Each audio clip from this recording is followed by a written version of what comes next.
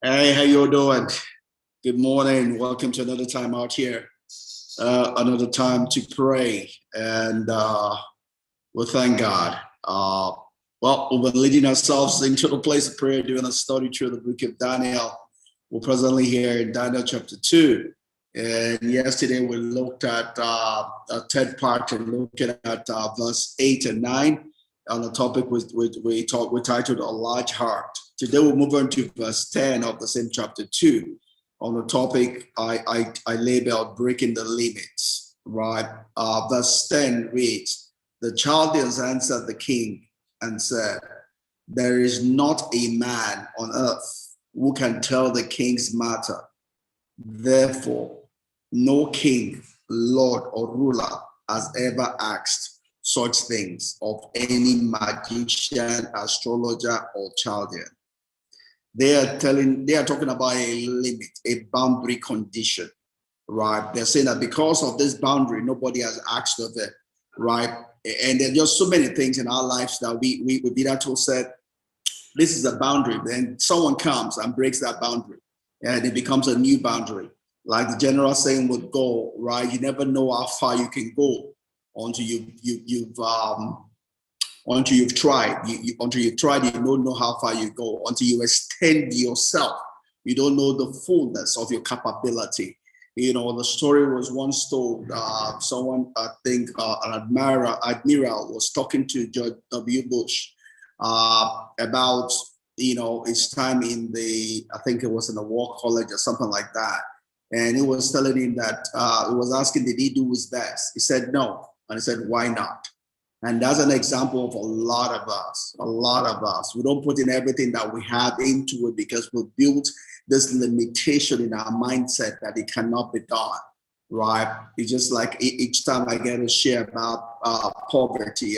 Poverty is a disease. The poverty is a sickness. Poverty is anti-God. Poverty is a sin. It's a walking. It's a missing the mark with God, because poverty is the devil's idea, not God's idea, right? Again, our standard John 10:10 says that the thief cometh to steal, to kill, and to destroy. The thief cometh to make you poor, to give you poverty, to cause poverty, to cause you to be limited in the fullness of what God has for you. Poverty comes to steal from you, to kill you, and to destroy you. But God says that is not what I come to give. I don't come to give poverty. I don't support poverty. Poverty does not work my work. It says I come that you might have life. You might have life. You might have life. And they also have life in small measure, but that you have life in the fullness of it. In the fullness of it. That you have life in glory measure.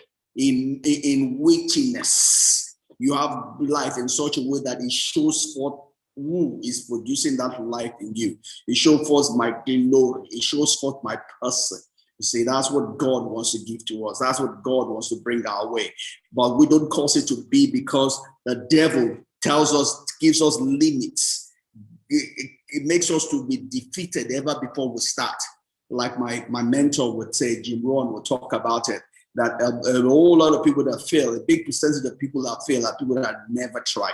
They did not even try it once. In their mind, they were already defeated in their mind. They already saw a vision of failure and did not even start. They did not even show up, right? That's a big percentage of people that fail, people that are poor. They give the excuse of the economy, the government, the leaders, the country they stay in, and they never even try.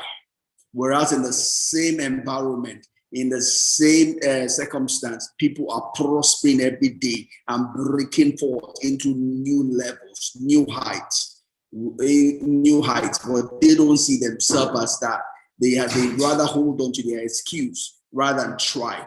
They see that things are deep. They cry that things are difficult. They cry that things they don't have.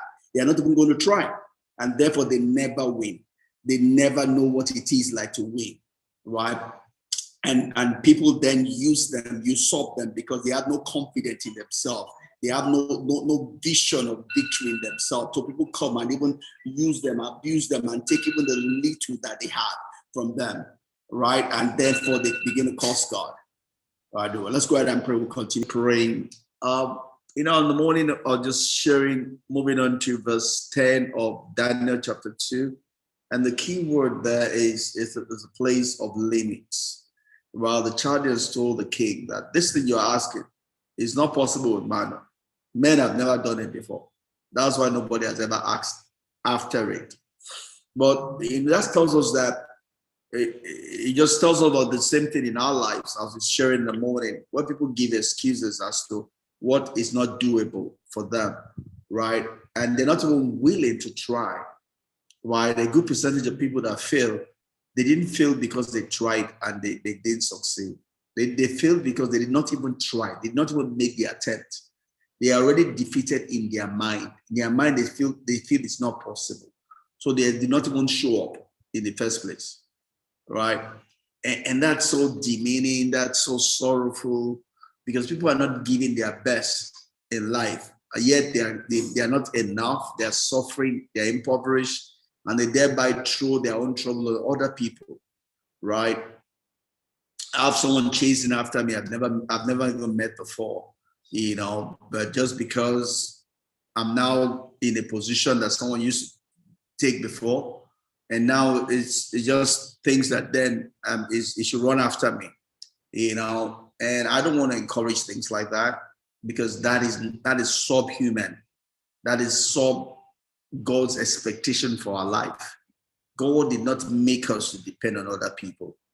I mean, we get dependent on other people when we get born, But as we grow up, we need to develop independency. Not think that we'll be dependent on people all the days of our life. And I know church doesn't help us because they tell us about destiny helper, right? Rather than teaching us how to use God's endowment in our life. They expect us to be waiting for some destiny helper. They expect us to wait for some prophet, some pastor. So therefore that we're useless. It's called learned helplessness. That is not God's ordination. God's ordination when he created us was have dominion. Not depend on other people. You have dominion. You take charge. When Jesus Christ was leaving, he said, occupy till I come. Not give excuses, not depend on anybody else. Occupy. Take charge of your own environment. Take charge of your own charge. Take charge of the area, the county, the talent, the gifting that God has given to you. You take charge. Make the best of what you have. Extend yourself. When God sees that you need help, God will provide the help. But until you have done your part, God will not come to your rescue, right? So, but unfortunately, a lot of people get defeated even before they try, right? And we know that the Bible tells us that with God, all things are possible. So God is not our limit. With God, all things are possible. With us also, all things are possible if we believe, if we can see it in our mind's eye, if we can see it that it is possible, then all things are possible. But all things are not possible to us for as long as in our mind's eye we don't see it as possible, right? With God, all things are possible. There are no limitations with God. With us, all things are possible if only we believe, if only we can see it, if only we can grasp a hold of it so that we can then push ourselves towards it, then all things are possible. That's the way to break limits. Limits are not there to hold us down. Limits are there to be broken. Irrespective of what it is, they are there to be broken, right? So life was not created for excuses. Life was created for adventure, right? That is what God wants of us. That's what God designed us for adventure, for breaking limits, for setting new standard, for raising the standard, for raising the bar, for doing new things, pressing towards the fullness of the image of Christ, right? And Christ has no limitation, right? So excuses is not the way to life. We're here to break limits. We're here to have life and have life more abundantly. Anything less than that is not of God.